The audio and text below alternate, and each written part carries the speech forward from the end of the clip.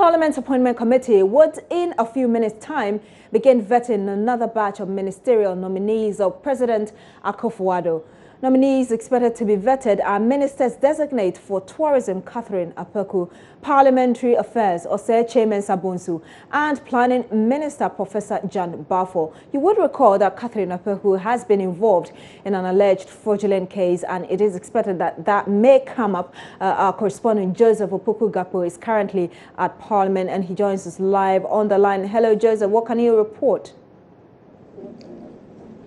So, Beatrice, the nominees that you mentioned, any moment from now, you're expecting them to come in one after the other here to the room where the meeting of the appointment committee will be taking place. As I speak to you, a number of dignitaries have gathered around here to come show support for the people who will be appearing before the vetting committee. We still are waiting for members of the vetting committee themselves to show up here in the room in moment from now. We understand that the first person who would be vetted would be the Minister Designate for Tourism, that's Madam Catherine Apeku, and so she'll be taking her seat any moment from now. There are a number of people who have come around here to show support for her. Let's get to speak to a number of them. Popular actor Ejako is one of them. Eja, inede neduaba hasei. Yo, me was say, you know, yeah, baby, yeah, Mrs. Catherine. You're appointing as a Minister for Tourism and a Creative Act. And in any of your baby bonichidom, say, you're humanity. And yes, we say, a human with me, into say, you won't be woman, a better than a chima, the Abibsana, the Abeno Hebiano, a young couldn't be my. So Ejako is telling us that he is here to show support for Catherine Apeku, who is the Minister Designate for Tourism. He makes the point that himself he's in the creative arts industry, and so he's here to show his support for her, and their expectation is that she will deliver. He has that confidence in her that she will deliver as minister. That's how come he's come to show support for her. Then I was showing him say Onyaba be minister na bibi pote wo hono ma was showing him say Obeya na jumebi obedi nti na ugusuta na chi na wabe. Oh, sisi ya de meka say de hwehwe ne say nkunim de beba ene de aka akire no do so yenim nti na ye de akire no nti de aka na de akire ye beka ho asem. So that's popular actor Ejako there. Well, he remains confident that Catherine Apeku will sail through the vetting process and that she would eventually be confirmed as Minister Designate. He says that he has a lot of confidence in her and her ability to deliver eventually as a Minister for Tourism. But another person who is joining us here is Mark Okrikumate, entertainment critic.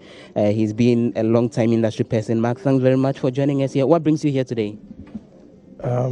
I've been here once with Black Rasta, but this time as an observer. Yes, as an observer to see observe proceedings. I suppose you're here purposely for the proceedings having to do with Madam Catherine Apeku, who is the first person who will be taking her seat before the committee. Is this a show of support for her from yourself? Yes, I've survived with this industry through creatives over the years till now. And so my love for the industry and my love for the ministry, and so I believe in her as well. So I'm here to some solidarity. If she knows we are all sitting behind her, it will give her some energy to do her best. So, there's been some issues that come up in connection with her position, allegations of her having a criminal record, who doesn't make her fit to take up this position. What's your level of confidence when it comes to expectation about her sailing through this process successfully? I think that the courts have spoken, and if she isn't guilty, I think that seals the case. So it's a new phase.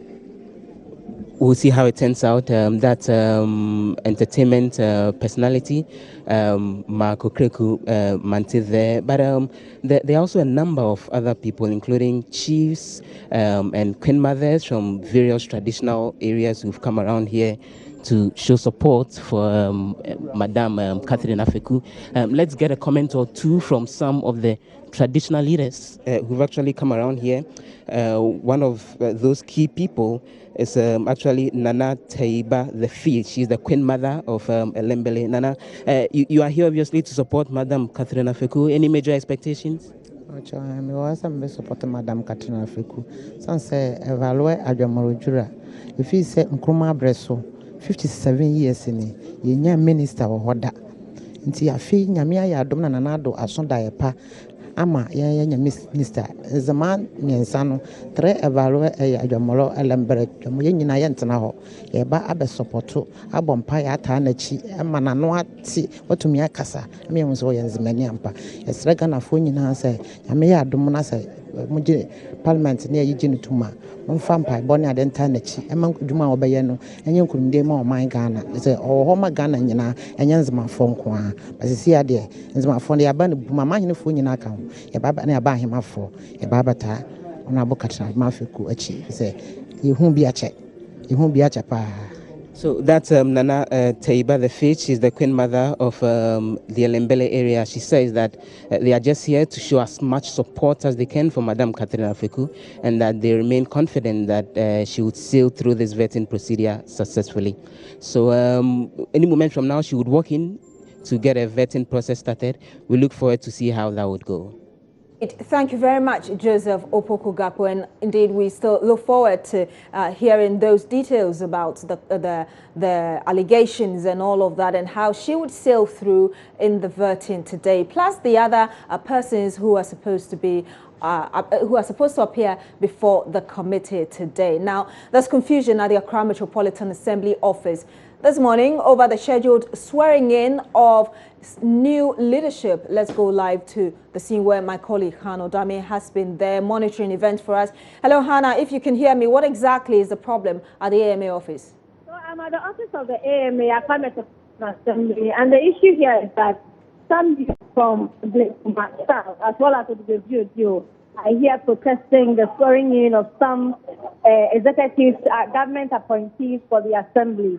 According to the youth, one of them, who is called Vincent Adams, he's a convener. He says that these members that are going to be sworn in today, they claim are not members of the MPP who work for the party to come to power. As a result, they do not think that they are the ones who are supposed to be sworn in. And some of them, have been suspended from the party because of some corrupt practices. Others, they claim, were given jobs to do by the party and did not really do well. So they do not see why these people are going to be sworn in at the AMA's office. Now, we spoke to some of the executives from the assembly who are also saying that the members who are here demanding that the swearing in is not coming are actually not members of the MPP. They believe they are from the NDC that have come to just create some chaos and confusion. And so that's what is going on here. The police have been trying their best to sack the youth from the premises of the AMA, and the youth, even with the tear gas, they refuse to move. Some of them, I saw two being put into the police truck and taken away. The youth are so adamant, they are here, they are claiming that they will not allow the swearing in to take place. But they have not been allowed into the premise of the AMA. They are standing right in front across the office of the AMA. One of them told me that they have even sought an injunction at the court, and they are hoping that in the next few minutes, that paper will come before the manager. He says it will come before the assembly members here, the leader of the assembly members who are going to swearing in the appointees. So they are hoping the injunction will come to prevent the swearing in. But the assembly members are also telling me that will not happen. And the swearing in is going to take place any moment from now. That's what is happening at the office of the AMA. Hannah, I heard you say that the police are trying their best to ensure that they calm situation down. Would you say that it's calm or it's still chaotic? I would say it's in between. It's a bit chaotic, it's a bit calm, because the police are trying their best not to use force. So what they did was, I just saw one tear gas being fired, but the youth were adamant. They said they refused to move. So they are still here. So the police stopped and then picked two of their members into the van, thinking that will at least prevent the youth from being rowdy and then move away. But still, they have refused to move away. They are still here. And the police are being very, very cautious to ensure that there is peace, even though the youth are being rowdy. Thank you very much, my colleague Hano Dami, and we'll certainly come to you later for an update on this particular story. Let's move on up north, and it's a known phenomenon that many young girls, especially, move from the northern part of the country to the south in search of greener pastures. But the rate at which it is happening now is alarming. That's according to Returnees Diaspora's Integrated Development Organization, Radio, which has done an extensive research into migration and the effects on Ghana's economy. And I'm joined in the studio now by the Executive Director of the organization, Mohammed Haruna. Good morning to you, sir. Thank you for joining us. Good morning, sir. Good morning. Thank you. Thank you for inviting us here to share our findings with the general public of the Ghanaian society. Now, first of all, you say that the rate at which young girls are moving from the north to the south is alarming. If you say it's alarming, what exactly do you mean? What we meant is that we had a stakeholder engagement program to look at the problem and see a collective stakeholder approach towards addressing the issue. And we are seeing migration moving towards assuming a national security and development problem across the whole world. So we reviewed the problem within Ghana, including the internal migration, that's the interregional flows, and then how that affects external migration, that is migration outside the country. And we realized that the recipient countries in the recipient regions in the country, that is the Greater Accra and then the Ashanti region, are the regions, and then BA are the regions that is producing most of the external migrants that move outside. And the fact that the northern situation has become alarmed because the type of people that engages in this journey sends the country's development process backwards, because these are the youth and the young people who should be in school. You see children, girls at the age of 7, 8, even 11 in the market. There are boys too there. What that means is that these people have left school up north and they are here, and they are going to be a burden on the economy of the country in one way or the other. And for instance, the children as young as 7 and 8, who brings them down here? Some are unaccompanied migrants. Some of them are unaccompanied migrants. Some of them are also come in company with their older siblings, some with their aunties. And there are a lot of cultural dimensions into the program, which we hardly talk about as a country. Everybody talks about the economic issues that pushes people to come, but nobody really talks about the family and then the socio-cultural dimensions that pushes people to come here, and the problem that this thing brings about. And we'll come to that very shortly, but you just said that this is a national security threat. How do you mean?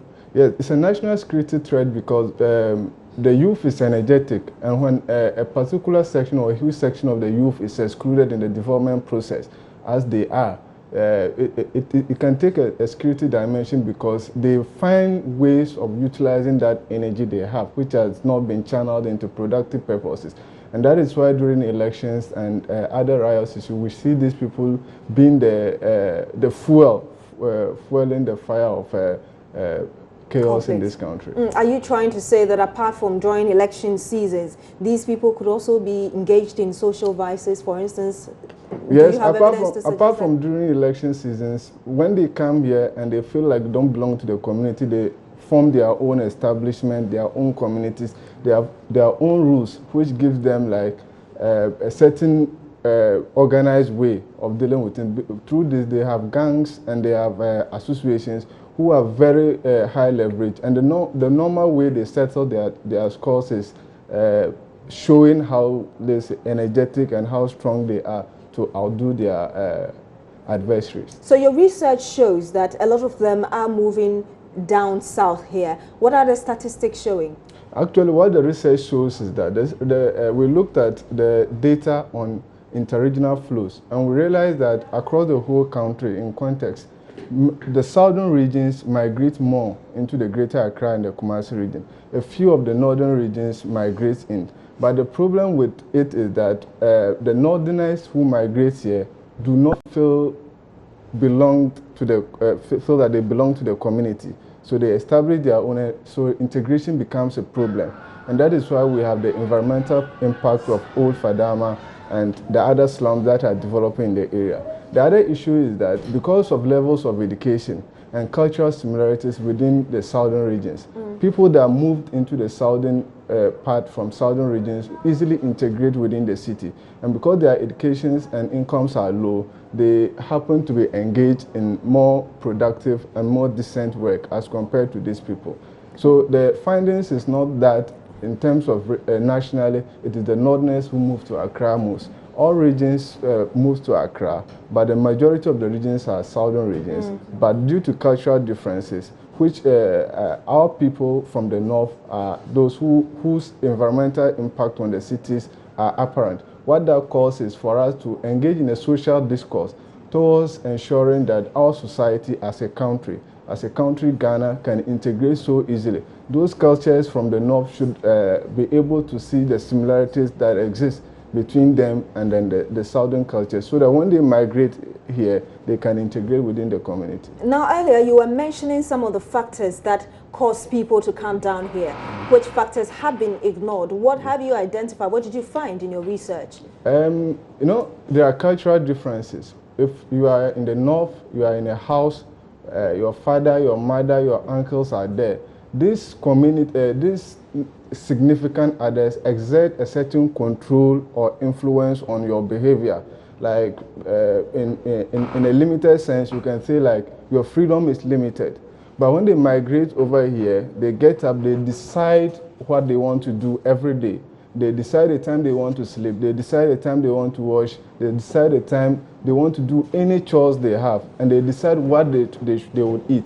In the north, a woman or a young girl up north would have a lot of household chores he has to do before he goes out to do anything else.